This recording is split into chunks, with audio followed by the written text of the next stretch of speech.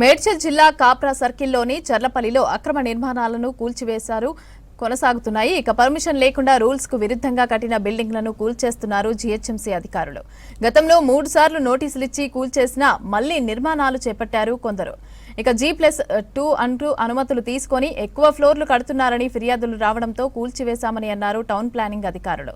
అధికారులను భయభ్రాంతులకు గురి చేసిన వ్యక్తిపైన కేసు బుక్ చేశామని అన్నారు.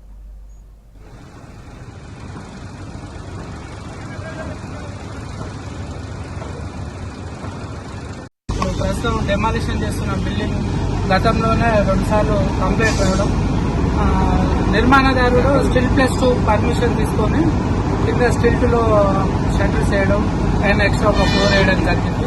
గతంలో మా అధికారులు సీజ్ చేశారు. అయినా సీజన్ తీసేసి అధికారులను లెక్క చేయకుండా మళ్ళీ నిర్మాణం కొనసాగించడం, తర్వాత దాని మీద బిల్డింగ్ మీద కంప్లైంట్ రావడంతో మేము ఇప్పుడు ఈరోజు యాక్షన్ చేస్తున్నాము. ఇంకా ఇప్పటి నుంచి ప్రతి వారం ఒక డెమాలిషన్ ఇట్లా అక్రమ నిర్మాణాలను డెమాలిష్ చేయడానికి ప్లాన్ చేస్తున్నాం. తగినంత ఎన్ఫోర్స్మెంట్ కూడా మాకు ఇప్పుడు తక్కువలో ఉంది. అది కూడా పూర్తి స్థాయి ఎన్ఫోర్స్మెంట్ బృందాన్ని తీసుకొని ప్రతి వారం రెగ్యులర్గా అనుమతి లేని నిర్మాణాలని కూల్చడానికి ప్రయత్నం చేస్తాము.